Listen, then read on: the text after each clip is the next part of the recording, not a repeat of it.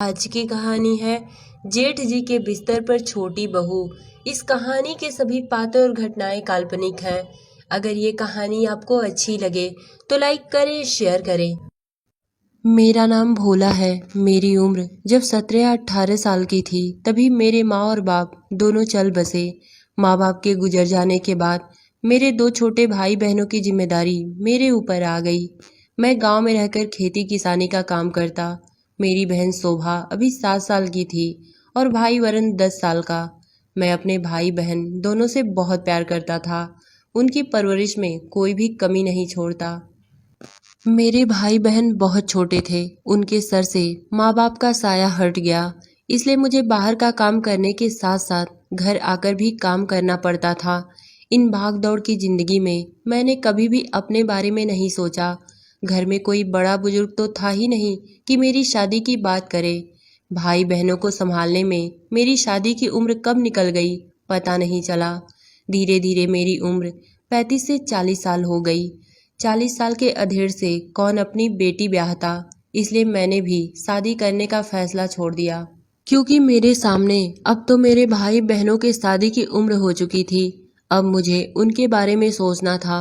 माँ बाप बनकर जो पाला था तो ये भी जिम्मेदारी पूरा करना मेरा फर्ज था। सबसे पहले मैंने अपनी बहन शोभा की शादी की। शोभा की शादी के कुछ दिन बाद मैंने वरुण की भी शादी कर दी। मेरे दोनों भाई बहन अपनी अपनी जिंदगी में खुश रहने लगे। कुछ दिन बाद वरुण ने मुझसे कहा, भैया अब गांव में खेती किसानी करने से हम लोगों का गुजारा नहीं होने वाला, इसलिए मैं शहर जा रहा हूँ नौकरी ढूंढने। मैंने आज तक वरुण की कोई बात नहीं टाली थी और वो भी तो सही कह रहा था। कब तक वो गांव में रहकर खेती किसानी करके अपना पेट पालता, इसलिए मैंने उसकी बात मान ली और उसे शहर जाने की इजाज़त दे दी। शहर जाते वक्त उसने अपनी पत्नी विभा की जिम्मेदारी मेरे ऊपर सौंप दी। उसने कहा, भैया मैं जा तो रहा हूँ पर अब विभा की जिम्मेदारी आपके ऊपर है। मैंने उसे समझाते हुए कहा, आज तक मैं तेरी किसी भी जिम्मेदारी से पीछे हटा हूँ। तू निश्चिंत होकर जा, यहाँ की चिंता मत कर। अगले 2-3 दिनों में वरुण शहर नौकरी के लिए चला गया। मैं भी अपनी खेती किसानी के काम में लिप्त हो गया। एक रात की बात है, मैं अपने रूम में सोया हुआ था। तभी मेरे रूम में किसी के आने की आहट हुई। मैं अपने बिस्तर पर उठकर बैठ गया। मैंने देखा कोई मुझे अपने आगोश में भर रहा है। मैं झट से उठा और लाइट जलाया। मैंने देखा ये कोई और नहीं, वरुण की पत्नी विभा थी।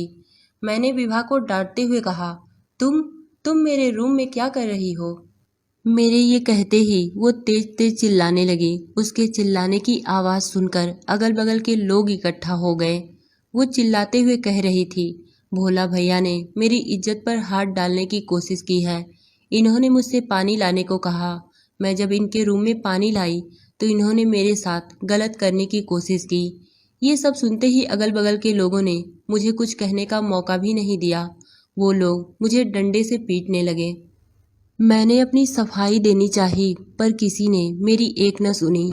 जब लोगों ने मुझे पीटकर बेहाल कर दिया तो उन लोगों ने मेरे ही घर से मुझे उठाकर सड़क पर फेंक दिया। मैं रात भर दर्द से तड़पता रहा पर किसी ने मेरी मदद नहीं की। अगली सुबह किसी तरह मैं अपनी बहन शोभा के घर गया। वहाँ पर मैंने उसको सारी सच्चाई बताई। कुछ दिनों तक वहाँ पर रहकर मैंने अपना इलाज करवाया। 15 से 20 दिन मैं वहाँ पर रहा। उसी बीच मेरे भाई वरुण का फ़ोन आया। उसने एक बार भी मेरे तकलीफ के बारे में पूछने की कोशिश नहीं की। वो तो उल्टा मुझे ही सुनाने लगा। कहने लगा, भैया मैं कितना विश्वास करके विभा को आपके सहारे छोड़ा था और आपने मेरे भरोसे का ये सिला दिया। मैंने सपने में भी नहीं सोचा था।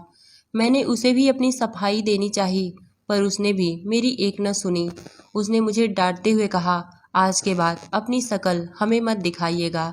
यही कहकर उसने फ़ोन काट दिया। अपनी किस्मत पर मैं रोता ही रह गया पर मेरी सुनने वाला कोई नहीं था। आज मुझे अपने फैसले पर बहुत दुख हो रहा था कि मैंने अपनी शादी क्यों नहीं की। अगर आज मैंने अपनी शादी की होती तो शायद ये दिन मुझे नहीं देखना पड़ता।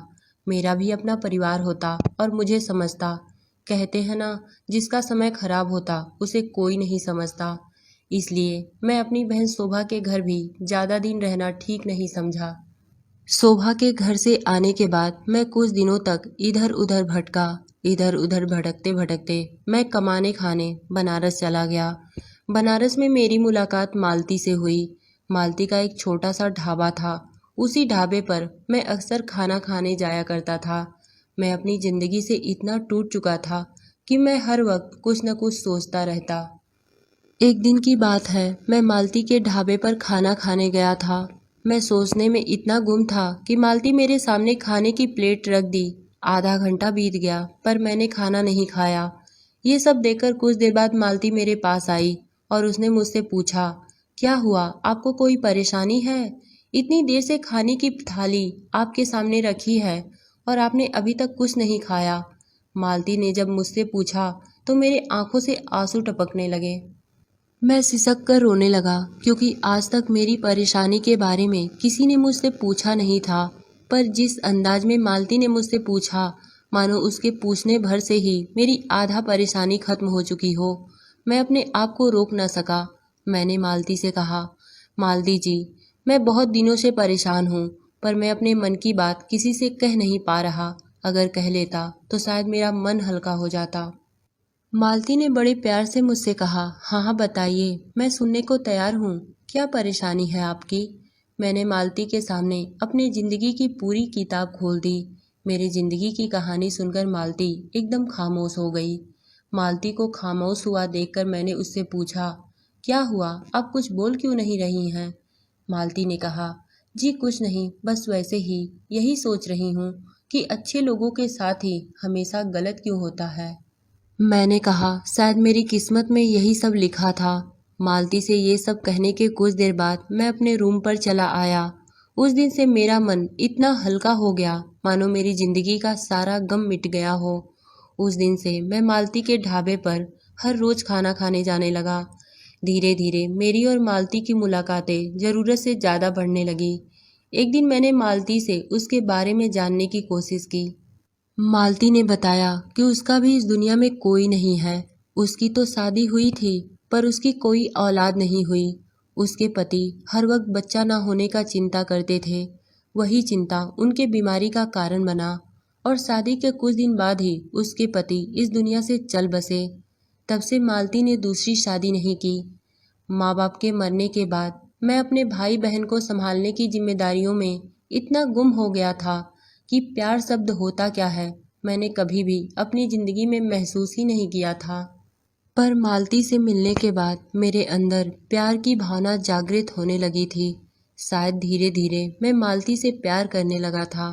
एक दिन मैंने मालती से अपने और उसकी शादी के बारे में बात की। मालती भी अपनी ज़िंदगी में बहुत अकेली पड़ गई थी। उसे भी किसी के सहारे की ज़रूरत थी। इसलिए बहुत कुछ सोचने के बाद मालती भी मुझसे शादी करने को तैयार हो गई। कुछ दिन बाद मैंने और मालती ने शादी कर ली। मैं और मालती हंसी खुशी बनारस के एक छोटे से घर में रहने लगे। मालती ने अपने ढाबे पर काम करना नहीं छोड़ा। वो पहले की तरह अपना ढाबा चलाने लगी। मैं तो एक छोटे से कंपनी में काम करता ही था। शादी के कुछ दिन बाद मालती ने गांव जाने की जिक्र की, पर मैंने मालती से कहा, नहीं, हम गांव नहीं जा सकते।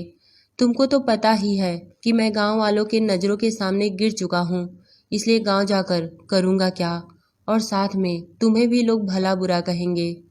एक दिन मेरे कंपनी की छुट्टी थी। मैं मालती के साथ ढाबे पर उसका हाथ बटा रहा था। तभी मैंने देखा उस ढाबे पर मेरे भाई वरुण की पत्नी विभा अपनी किसी सहेली के साथ खाना खाने आई हुई थी। उसे देखकर मैं किसी कोने में छुप गया। मुझे छुपता हुआ देख मालती ने मुझसे पूछा। मैंने धीरे से मालती से कहा, बस मुझे यहाँ पर रहने दो, बाद में मैं तुम्हें सब कुछ बता दूंगा। विभा और उसकी सहेली जब खाना खाकर चले गए तो मालती को मैंने सब कुछ बता दिया कि वो मेरे भाई वरुण की पत्नी विभा थी, जिसने मुझे झूठे इल्जाम में फंसाया था।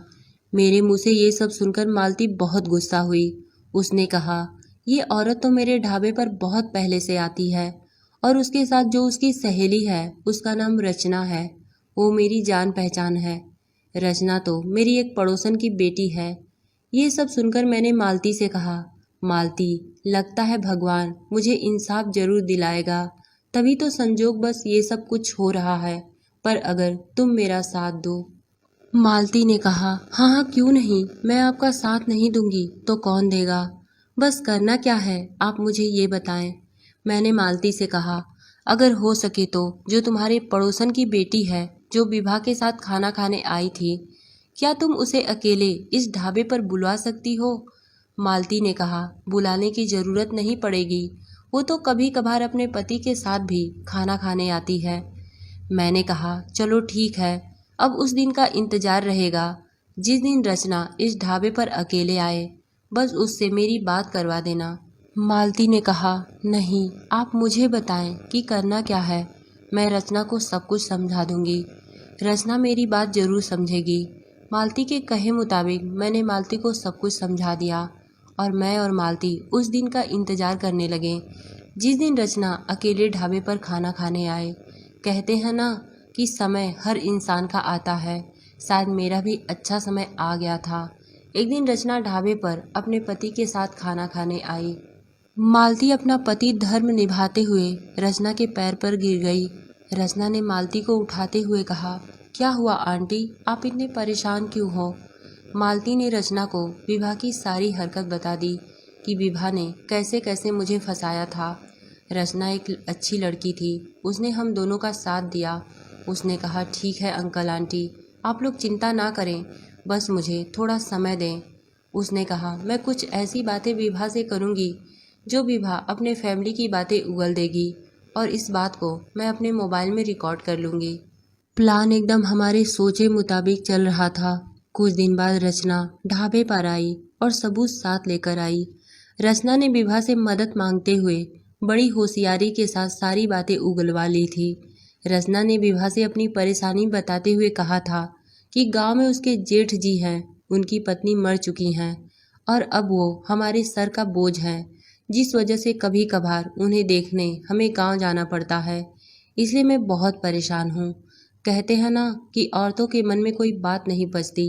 विभा ने भी बड़े जोशीले अंदाज में रचना को समझाते हुए कहा, तू भी क्या अपने जेठ के चक्कर में पड़ी हुई है, मेरे जैसा करके छुटकारा पाले। मेरी सिचुएशन भी तेरे जैसी ही थी। मेरे जेठ मेरे ऊपर बोझ बने थे, जिस वजह से मैं अपने पति के साथ शहर में रहने नहीं आ पा रही थी, क्योंकि अगर उनको छोड़कर आती तो गांव वाले हमें थू थू करने लगते। इसलिए मैंने झूठे इल्जाम में उन्हें फंसा दिया। गांव वाले उन्हें धक्के मारकर गांव से बाहर निकाल दिए और मेरे पति को जब ये बात पता चली तो वो मुझे अपने साथ शहर लेकर चले आए। देखा मेरा कमाल। विभा की ये सारी बातें रचना ने मोबाइल में रिकॉर्ड कर लिया था। कुछ दिन बाद हम अपने गांव आए। गांव वाले हमें देखते ही अपना मुंह फेर लिए, पर जब हमने गांव वालों को वो रिकॉर्डिंग सुनाई तो गांव वाले शर्मिंदा होकर मुझसे माफ़ी मांगने लगे और कहने लगे, भोला भैया अगर आपकी इजाज़त हो तो विभा की शिकायत हम पुलिस में जाकर करें। पर मैंने ये सब करने से मना कर दिया। मैंने गांव वालों से कहा, नहीं, मुझे अपने बेटे जैसे भाई की ज़िंदगी नहीं बर्बाद करनी। मैंने ये सब आप लोगों को सिर्फ इसलिए बताया कि आप लोग मुझे समझ सकें। विभा ने जो मेरे साथ किया उसके किए की सज़ा उसे भगवान देगा। कुछ दिन बाद वरुण को भी विभा की ये सच्चाई पता चली। ये सब जानने के बाद वो भी बहुत शर्मिंदा था। गांव वाले अब मुझे पहले से भी ज़्यादा इज्जत देने लगे। उस दिन के बाद मैं गांव का मुखिया बन गया और मालती के साथ हंसी खुशी अपने गांव में रहने लगा। दोस्तों, आज मैं मालती से शादी करने के बाद बहुत खुश हूँ। मैं ये नहीं कहता कि आप अपनों के बारे में ना सोचें, आप अपनों के बारे में सोचें, पर साथ में खुद के भी बारे में ज़रूर सोचें, क्योंकि जो भोला के साथ हुआ किसी के साथ ना हो। तो दोस्तों, ये कहानी आपको कैसी लगी कमेंट में बताइएगा। धन्यवाद।